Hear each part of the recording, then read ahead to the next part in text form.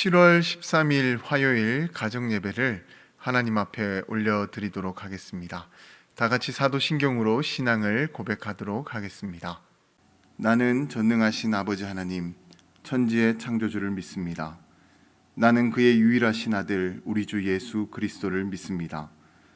그는 성령으로 잉태되어 동정녀 마리아에게서 나시고 본디오 빌라도에게 고난을 받아 십자가에 못 박혀 죽으시고 장사된 지 사흘 만에 죽은 자 가운데서 다시 살아나셨으며 하늘에 오르시어 전능하신 아버지 하나님 우편에 앉아 계시다가 거기로부터 살아있는 자와 죽은 자를 심판하러 오십니다.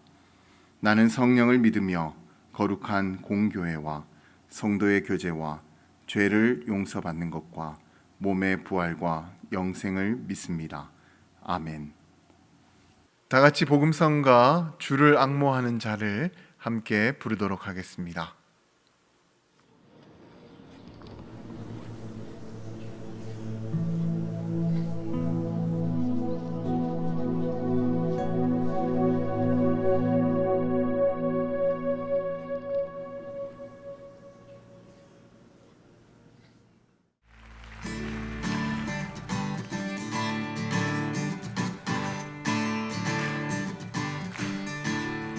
젊은 사람들도 지칠 때가 있죠. 혹시 벌써 지치지 않으셨겠죠?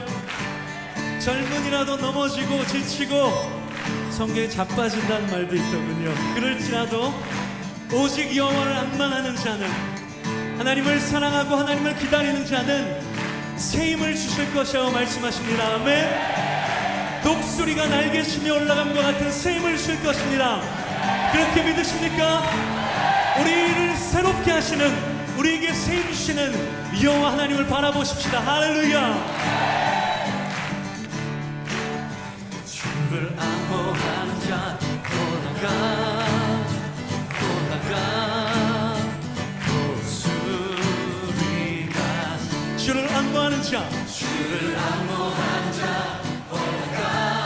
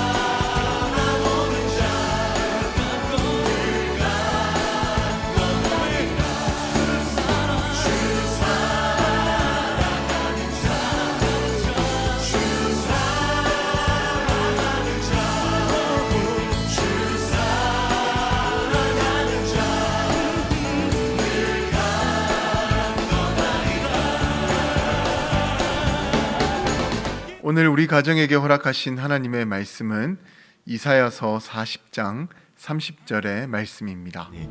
소년이라도 피곤하며 곤비하며 장정이라도 넘어지며 쓰러지되 닭과 독수리는 같은 조류이지만 폭풍을 만나게 되면 전혀 다른 반응을 보이게 된다라고 합니다. 닭은 폭풍이 몰려오면 몸을 움츠리고 날개를 숨긴 채 몸을 숨기기 쉬운 곳으로 피하게 된다라고 합니다. 그러나 그에 반해 독수리는 폭풍을 만나게 되면 거대한 날개를 활짝 펴서 태풍에 몸을 싣고 유유히 높은 하늘을 날아올라 안전한 곳을 찾은 뒤에 그곳으로 나아간다라고 합니다. 그래서 그런지 닭은 날개가 있어도 날지를 못하는 것이고, 독수리는 자기 몸의 몇 배나 되는 길이만큼의 날개를 활짝 펴서 이 높은 상공을 가로지르는가 봅니다. 이와 마찬가지로 사람도 인생의 폭풍을 만날 때 두 가지 유형으로 나뉘게 됩니다. 첫 번째 유형은 닭과 같은 인간으로 고통스러운 일, 괴로운 일을 당하게 되면 가지고 있는 능력을 제대로 활용하지 못하고 도리어 몸을 움츠린 채 그 고난을 가만히 당하려고만 합니다. 그래서 그런 사람에게는 이 고난이 자기 성장에 아무런 도움이 되지 못하고 그저 고통으로 끝나버리고 마는 것입니다. 두 번째 유형은 독수리와 같은 인간으로, 그도 똑같이 고난을 당하지만 그는 그 고난 속에서 몸을 움츠리지 않고 도리어 자신이 가진 능력으로 그 고난을 맞서서 해결할 수 있는 방법을 찾으려고 합니다. 그래서 항상 문제를 해결하는 유형은 독수리와 같은 인간인 것이고, 그는 고난을 통해서 더욱 성장해 가게 됩니다. 그렇다면 우리는 어떤 유형에 속하는 사람이 되어야 할까요? 그것은 바로 독수리와 같은 인간이 되어야 합니다. 왜냐하면 우리에게는 고난을 이길 수 있는 기도의 능력이 있기 때문에 그렇다라는 거예요.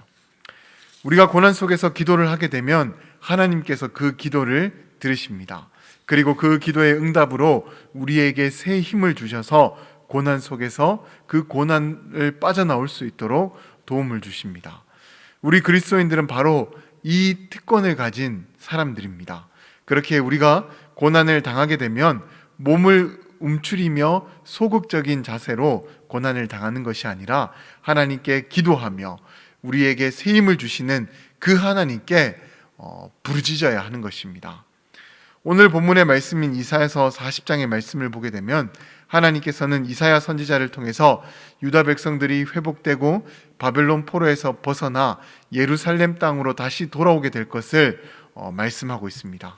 그런데 당시 바벨론의 포로로 잡혀갔던 유다 백성들은 그들의 손에서 벗어나 예루살렘으로 다시 돌아간다라는 것은 불가능에 가까운 일이다라고 그렇게 생각을 하고 있었습니다.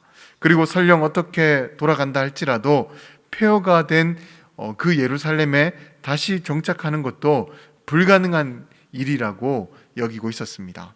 그렇게 포로로 잡혀온 유다 백성들 중에서 그 누구도 이 유다의 회복과 재건을 기대하는 사람은 단 한 사람도 없었습니다.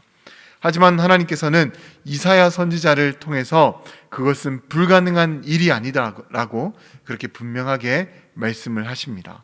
왜냐하면 이 땅을 창조하신 하나님께서 유다 백성들과 함께 하시고 계셨기 때문에 그들은 다시 회복되고 재건될 수가 있었던 것입니다. 그래서 이사야는 여호와를 앙망하라라고 그렇게 외치고 있습니다. 여기서 여호와를 앙망하라는 뜻은 간절한 마음으로 하나님께 기도하며 회복의 그날까지 인내하라는 그런 뜻입니다. 그러니까 고난 속에서 몸을 움츠리고만 있는 것이 아니라 기도의 날개를 활짝 펴서 고난과 당당히 맞서서 하나님을 향한 각자의 믿음을 더욱 성장시켜 나가라는 것입니다. 그러면 하나님께서 독수리가 날갯짓을 하며 높은 상공을 향해서 올라가듯이 그와 같은 새 힘을 주셔서 너희로 새로운 언약의 백성이 되도록 하시겠다고 그렇게 약속을 맺고 계시는 것입니다. 사랑하는 성도 여러분, 우리는 이사야의 이 말씀을 믿으며 고난 속에서 여호와를 앙망하는 자들이 되어야 합니다.